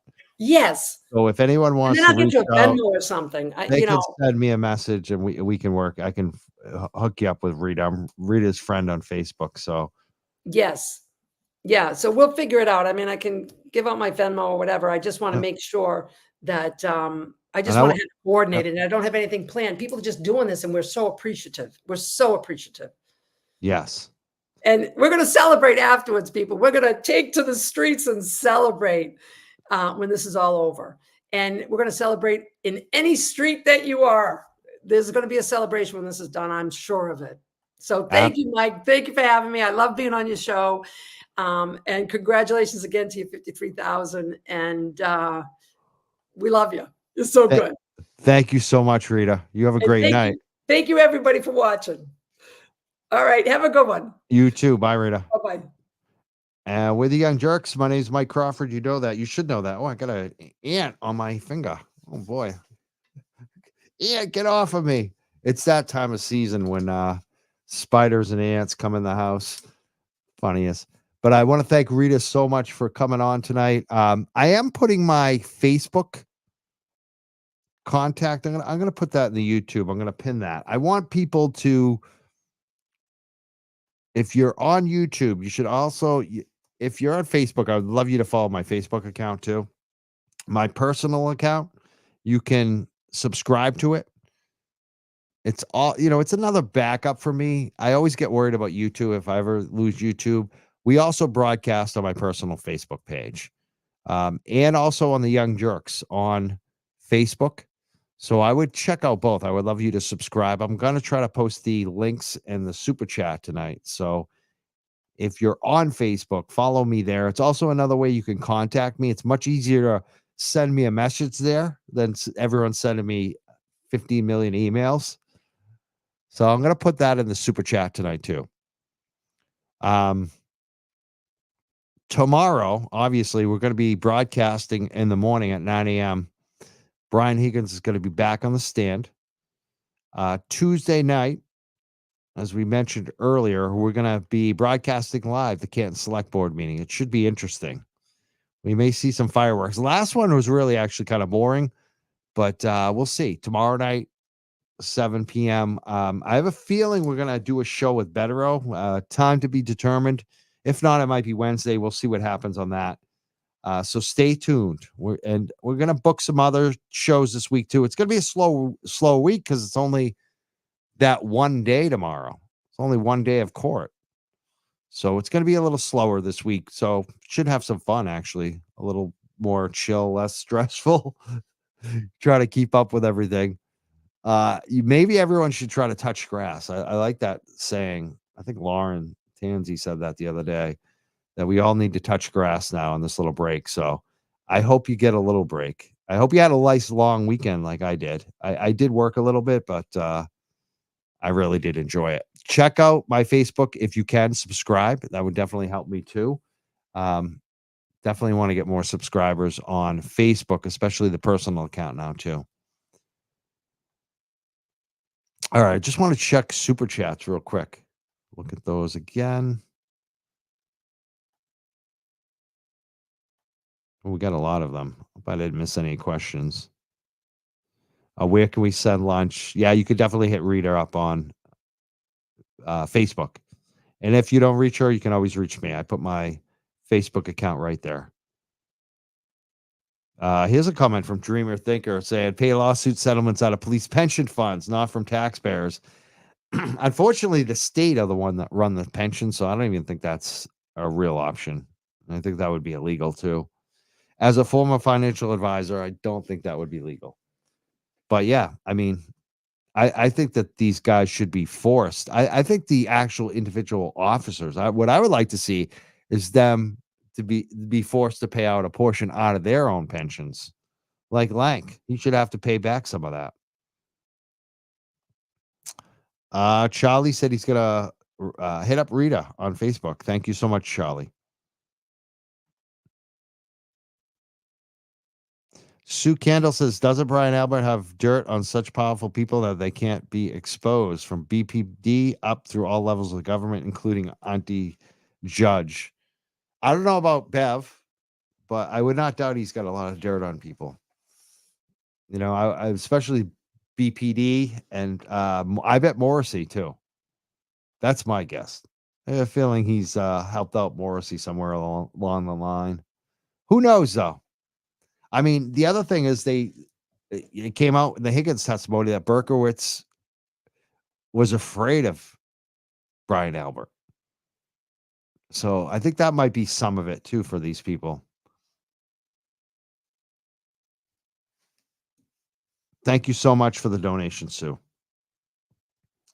I want to thank that's €5 too. Again, we got some European followers now. It's new to us. Thank you so much. Miss Shorty sent $7.99 in Australian dollars earlier. Thank you so much, Miss Shorty. I want to thank everyone. BLT, Ask for a Grief Specialist, Charlie Lynn.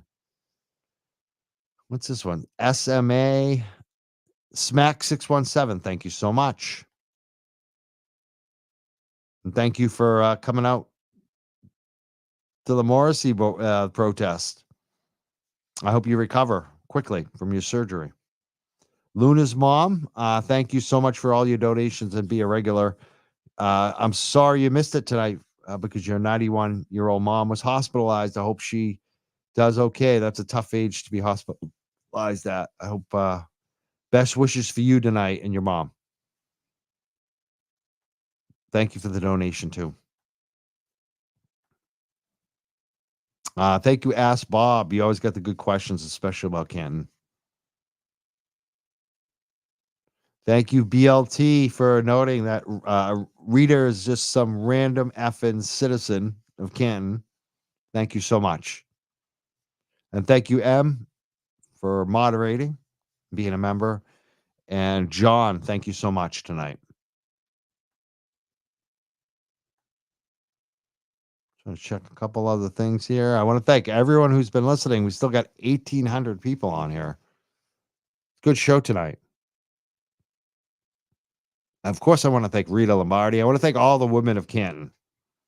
They have held it down. They really have. Oh, you know what? I gotta shout out some Venmos. I got a Venmo last night that was pretty wild too. Kelly just sent $20. She says, "Way to go with so many subscribers, Mike. My 77-year-old dad is hooked on YouTube now because of you. Great to see Rita on tonight." That's what I'm hearing a lot of. That their grandparents and people's parents are watching their aunts. They're so funny. Thank you so much. Thank you so much for listening. Thank you, Kelly, for the donation tonight on Venmo. And thank you so much for your 77-year-old dad for watching an old. Hey, it makes me feel young too. So, and this one came in. Stacy, she sent $100 late last night, almost early this morning. She says, to support your channel and great commenting on the Karen Reed trial. Sorry, I sent you a video you probably already had. See, I was complaining. I wasn't complaining about you, Stacy. I was complaining about everyone else that sent the video. But it's true. Everyone sent the same video. But Stacy knew. I love that. Stacy, you not only that, you sent me $100. I mean, that's like wicked generous. Thank you so much. Stacy, you can send me 100 videos now that I already have because you sent me $100. Thank you so much, Stacy. She also says, I'm a beginner out in California. I donated to Karen's Defense Fund too. Keep bringing Mark on. He's great. Love his views. Thank you so much for that donation, Stacy. That's very generous. I'm gonna say her last name, Stacy Smith. Thank you, Stacy, because she's in California. I don't think she's gonna get trolled that badly. Thank you so much, Stacy. Um, it's amazing. Very, very grateful to the people who have been supporting the show. All the subscribers, it's just amazing. Last night, watching the numbers just keep going up and up and up. And even tonight, with Rita, this was a great number of listeners, great commentary. I want to thank everyone who's been watching, sharing, subscribing, supporting. I did mention that there was some jealousy. That guy who used to be part of the show way back in the day, and did I was the first one to recognize his issues and call him out, and he attacked me and all that stuff. And now he's saying that I threatened violence against him, which is a bunch of BS. I would never threaten anyone with violence. I'm not a violent person. The last fist fight I got into was in junior high. So definitely he's lying. I've never threatened violence against him. He knows that. But he's very jealous because Bettero came on the show and we did 50, what is it? I'm going to look at it now. It's probably even more. Last time I looked, I think it was 54,000. We did a crazy amount of views last night on the show. So now he's bad. He's bringing it up again. His BS that's not true. Someone said he's regurgitating. He's bringing up old content again. Every time we have a big event, a big show, he gets very upset. He's very jealous. I feel bad for the dude. His whole thing is jealousy. I know, that's why I would never threaten the kid. Because part of me feels bad. It's like pity. I know he does horrible shit. I know he's mentally ill. He's done some of the worst things you can imagine to me. There was a reason I was mad at him at one time. Personally. He has done horrible things to me. Done horrible things to other people too. But dude needs to get over his jealousy.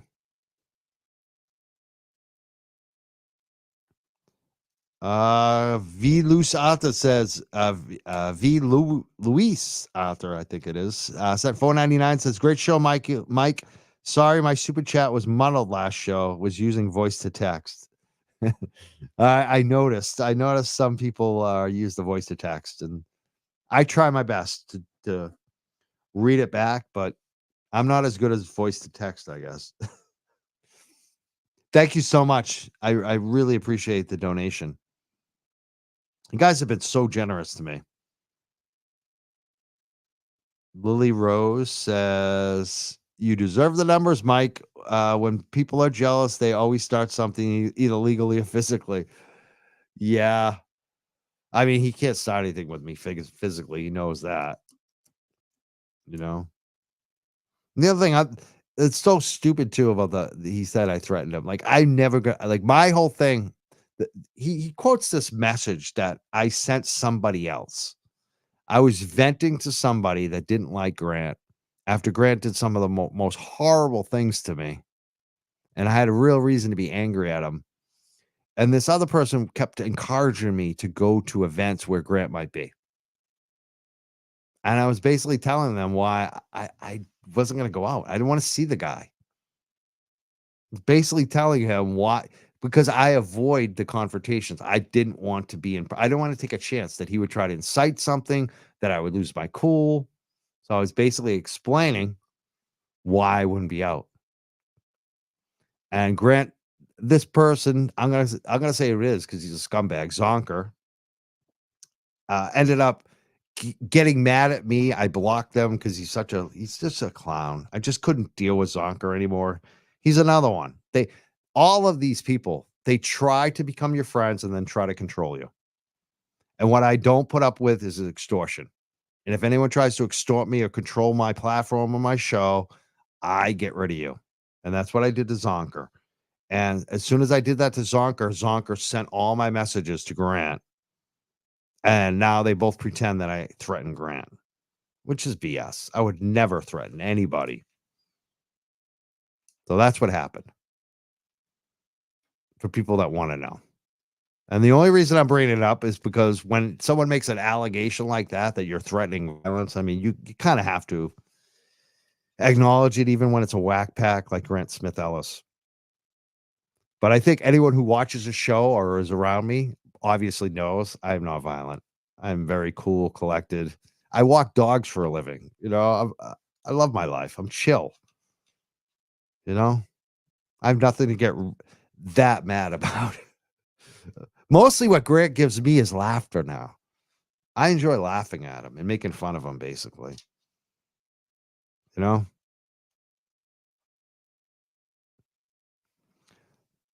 I want to thank everyone, though. Thank you for having my back. We'll see you tomorrow morning. We'll be at the court watching what's going on Tuesday morning, 9 a.m. Someone said, wait, are you really a dog walk? Yes, I am. That's my full-time gig. I run a little dog walk business. My girlfriend and I both do it. We both basically have our own customers, and then we have some customers we share, and then we have some other family members that back us up. So, yeah, I'm self-employed.